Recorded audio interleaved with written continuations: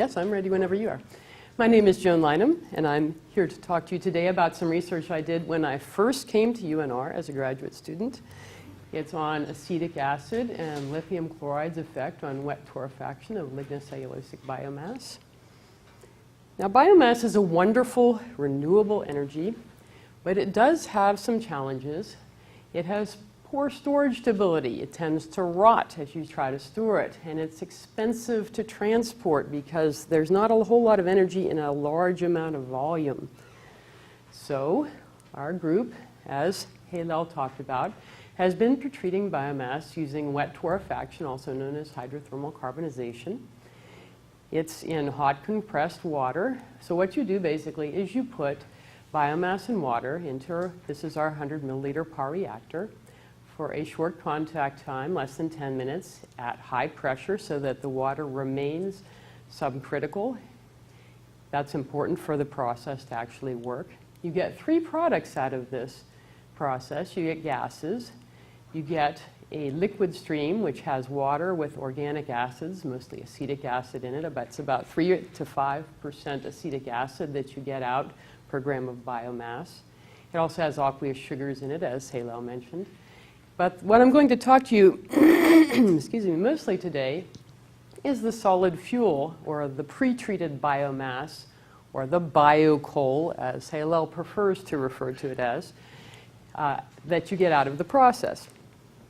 So you want to look at what performance measures are you excited about. The first one, which Hallel did talk about, is mass yield. This is the number of grams of solid pre-treated biomass that you get from 1 gram of raw biomass. So that's one important performance measure. Now, mass yield, you want to be low because you want to have less mass that you have to transport, all right? So you want the mass yield to go down.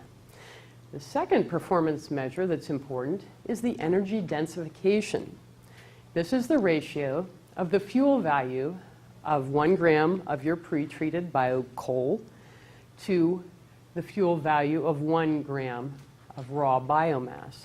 And you want your energy densification, excuse me, this ratio to be as high as possible. You want to have more energy per gram of pre-treated biomass because that's easier to transport and it's better to burn in, say, a power plant. So this is our standard process, one of the curves we have. We've done it on a lot of different biomass, but typically we've concentrated on loblolly pine, which is a southeastern pine grown in the United States. Since we're using more emails and more text, we need a little bit less paper, so there's more of this pine available to be used as a biomass for energy.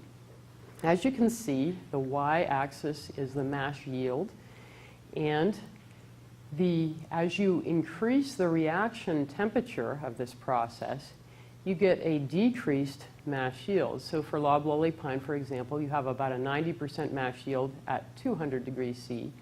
But when you get to 260 degrees C, you have a much lower mass yield, maybe 55% mass yield.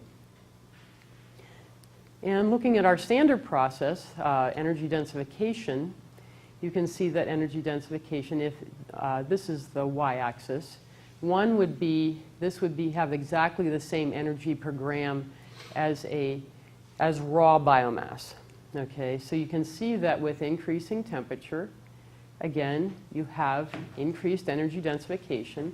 So for loblolly pine at 200, it's less than 10% increase in the energy per gram.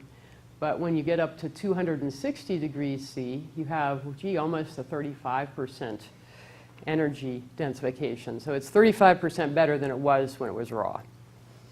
So those are the two main performance measures. Now, what I wanted to do in my study when I came to UNR was to refine the wet torrefaction process. It takes high pressures of 1 to 5 megapascals to maintain liquid water so the process will actually work. Now, some people don't think in megapascals for pressure. This is like 10 to 50 atmospheres. So this is a fairly high pressure process. Now, there are disadvantages to having high pressure processes with reactors. for one thing, your reactor has to be more expensive. It has to be better clad if you want a high pressure. The other thing is that the higher pressure process, the more hazardous it is. It is more likely to blow up.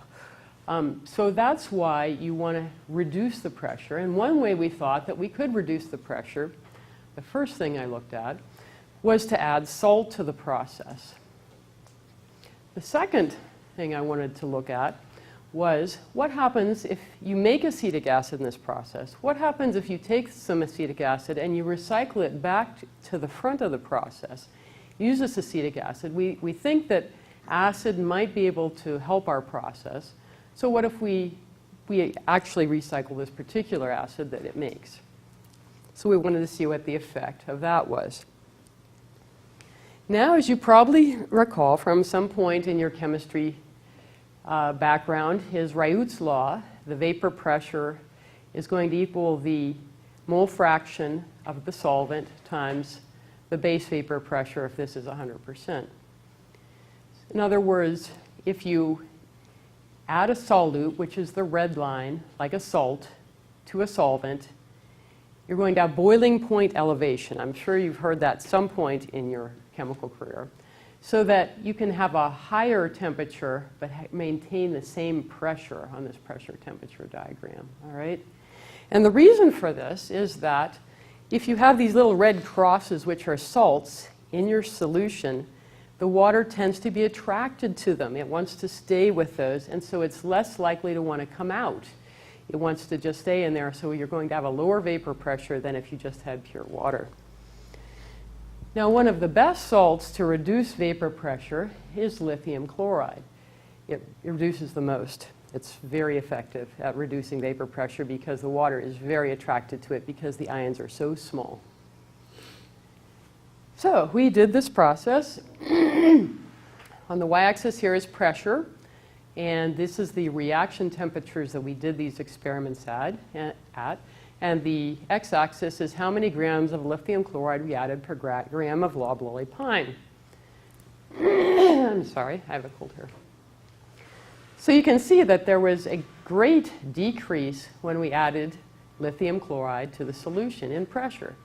It really went down. This is 206 degrees C, but you see the same sort of trend at 230. It's almost half of what the regular reaction pressure would be.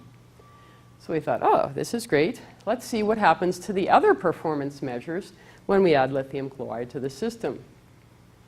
And this is what happened. Again, we have the mass yield on our y-axis and the amount of lithium chloride added on our x-axis. You can see that at 230 degrees Celsius, there is a great decrease in mass yield, even with a small amount of lithium chloride, from like 72% to maybe 63%. So we were excited. Oh, that's pretty exciting. There's also a decreased trend in mass yield for 260 degrees, but it was less significant than that for 230 degrees C. So we thought, well, we'll just continue using 230 degrees C for the rest of the experiment. So we next looked at the other performance measure, energy densification, at 230 C. And you can see that at 230 C, there's about a 10% increase in energy densification. But if you add lithium chloride, boy, it really goes up. It's up to almost 35% greater energy densification than if you just had raw loblolly pine. So we were pretty excited about that, and we said, okay, now we'll look at acetic acid and see what it does. Maybe it'll do the same thing. But unfortunately, our results were less impressive with acetic acid. You can see that the mass yield did go down as you added acetic acid to it. But with the scatter in the data, I mean, there's probably a trend, but it's not pronounced. And energy densification, there are some, and the interesting thing about this particular one is we found a maximum in energy densification at 0.4 grams of acetic acid per gram of pine. So that was kind of interesting. We found if you add too much, it doesn't work as well. And if you don't add any, it doesn't work as well. But there's a slight energy densification increase if you add just the right amount.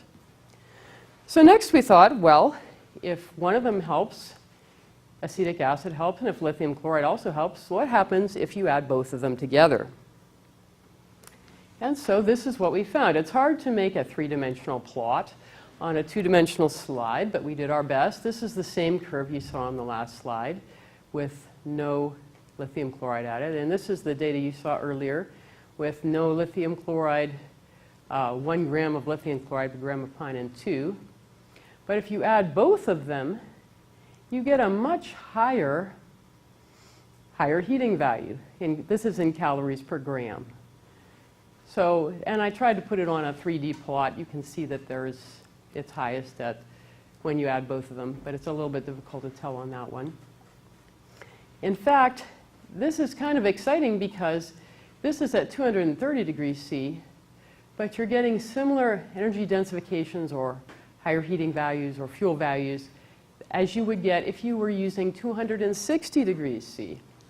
So in other words, you're able to reduce your temperature 30 degrees, which of course greatly reduces your pressure, and still get the same kind of fuel value result from the solid product that you got at the standard 260 degree temperature just by adding these two components. So in conclusion, we found adding lithium chloride can reduce the reactor pressure. It can decrease the mass yield and increase the higher heating value. Added acetic acid can also do the same things, although to a lesser extent, and we found an optimum level there. And adding both at the same time can reduce both temperature and pressure, but give you the same fuel value product. And I want to acknowledge my team, which Dr. Cornella, Dr. Vasquez, and Tawfiq Riza, who helped me do this study. I also want to acknowledge Glenn Miller and Tapish Akkerjee, and financial support from the U.S. DOE. Thank you for your attention. Do you have any questions?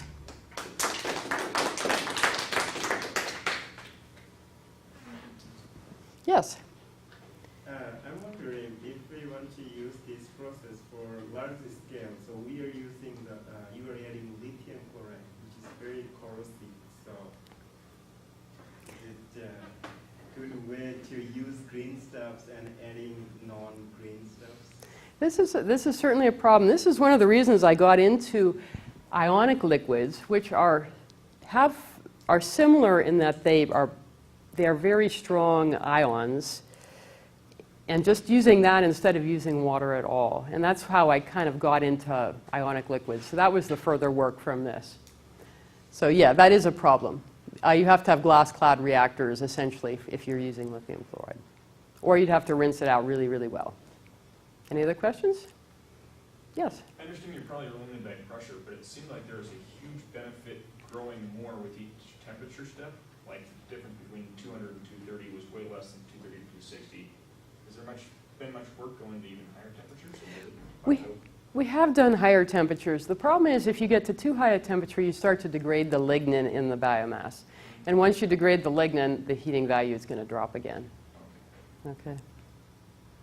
Is the next person going? Are we giving up? No. Why don't we try to squeeze that in? Okay. Whoever's ready to come up.